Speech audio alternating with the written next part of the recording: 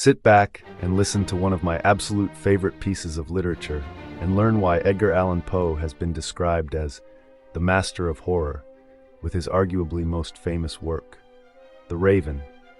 The Raven was first published anonymously in the New York Evening Mirror on the 29th of January in 1845. A month later, the poem appeared in American Whig Review, this time under Poe's own name. No one knows when Poe first began writing The Raven, but it is most likely that he started the poem in 1842 or 1843 and got it published years later. The artwork used throughout this video were created by Gustave Doré and published in 1884. Doré engraved steel plates in order to create these haunting illustrations and help bring the Raven to life. He would unfortunately pass away shortly after completing the engravings and never saw his final work be admired. Without further ado, I bring you The Raven. Once upon a midnight dreary, while I pondered, weak and weary, over many a quaint and curious volume of forgotten lore, while I nodded, nearly napping, suddenly there came a tapping, as of someone gently rapping at my chamber door. "'Tis some visitor," I muttered, tapping at my chamber door, only this and nothing more. Distinctly I remember, it was in the bleak December, and each separate, dying ember wrought its ghost upon the floor.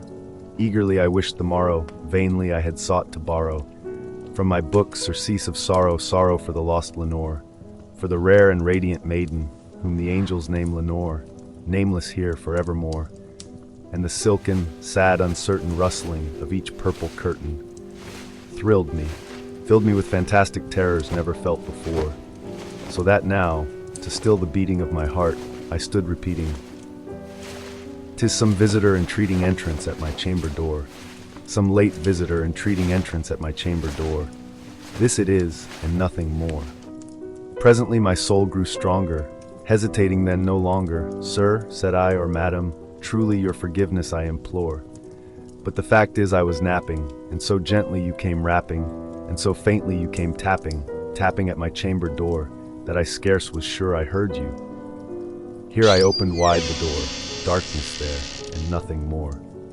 Deep into that darkness peering, long I stood there wondering, fearing, doubting, dreaming dreams no mortals ever dared to dream before. But the silence was unbroken, and the stillness gave no token, and the only word there spoken was the whispered word, "Lenore." This I whispered, and an echo murmured back the word, "Lenore."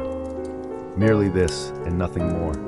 Back into the chamber turning, all my soul within me burning, soon again I heard a tapping somewhat louder than before. "Surely," said I, "surely that is something at my window lattice. Let me see, then, what thereat is, and this mystery explore. Let my heart be still a moment, and this mystery explore. 'Tis the wind, and nothing more."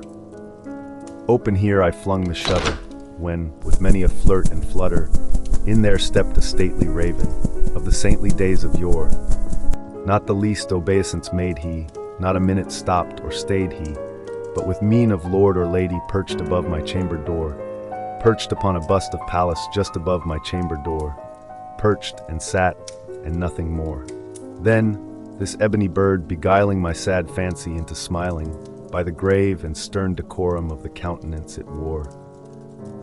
"Though thy crest be shorn and shaven, thou," I said, "art sure no craven, ghastly grim and ancient raven wandering from the nightly shore. Tell me what thy lordly name is on the night's Plutonian shore." Quoth the raven, "Nevermore." Much I marveled this ungainly fowl to hear discourse so plainly, though its answer little meaning, little relevancy bore. For we cannot help agreeing that no living human being ever yet was blessed with seeing bird above his chamber door, bird or beast upon the sculptured bust above his chamber door, with such name as Nevermore. But the raven, sitting lonely on the placid bust, spoke only that one word, as if his soul in that one word he did outpour. Nothing further than he uttered, not a feather than he fluttered, till I scarcely more than muttered, "Other friends have flown before. On the morrow he will leave me, as my hopes have flown before." Then the bird said, "Nevermore." Startled at the stillness broken by reply so aptly spoken, "Doubtless," said I, "what it utters is its only stock and store, caught from some unhappy master, whom unmerciful disaster followed fast and followed faster, till his songs one burden bore, till the dirges of his hope that melancholy burden bore, of never, nevermore. But the raven still beguiling all my fancy into smiling, straight I wheeled a cushioned seat in front of bird and bust and door.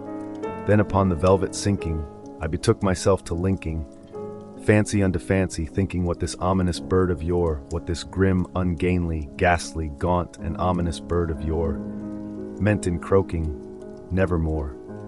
This I sat engaged in guessing, but no syllable expressing, to the fowl whose fiery eyes now burned into my bosom's core.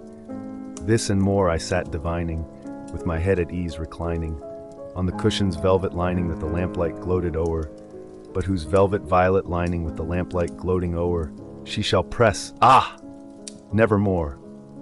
Then methought the air grew denser, perfumed from an unseen censer, swung by seraphim whose footfalls tinkled on the tufted floor. Wretch, I cried, thy God hath lent thee, by these angels he hath sent thee, respite and nepenthe from thy memories of Lenore. Quaff, O quaff this kind nepenthe, and forget this lost Lenore. Quoth the raven, nevermore. Prophet, said I, thing of evil, prophet still, if bird or devil, whether tempter sent, or whether tempest tossed thee here ashore, desolate yet all undaunted, on this desert land enchanted, on this home by horror haunted, tell me truly, I implore, is there balm in Gilead? Tell me, I implore, quoth the raven, nevermore. Prophet, said I, thing of evil, prophet still, if bird or devil, by that heaven that bends above us, by that God we both adore, tell this soul with sorrow laden if, within the distant Aidenn, it shall clasp a sainted maiden whom the angels name Lenore.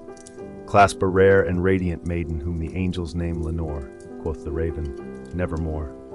Be that word our sign in parting, bird or fiend, I shrieked, upstarting. Get thee back into the tempest and the night's Plutonian shore. Leave no black plume as a token of that lie thy soul hath spoken. Leave my loneliness unbroken. Quit the bust above my door. Take thy beak from out my heart, and take thy form from off my door, quoth the raven, nevermore. And the raven, never flitting, still is sitting on the pallid bust of Pallas just above my chamber door. And his eyes have all the seeming of a demon's that is dreaming, and the lamplight o'er him streaming throws his shadow on the floor, and my soul from out that shadow that lies floating on the floor shall be lifted, nevermore. Thanks for watching. Do you have a favorite story by Edgar Allan Poe? If so, leave a comment down below. And who knows, I might give it a go.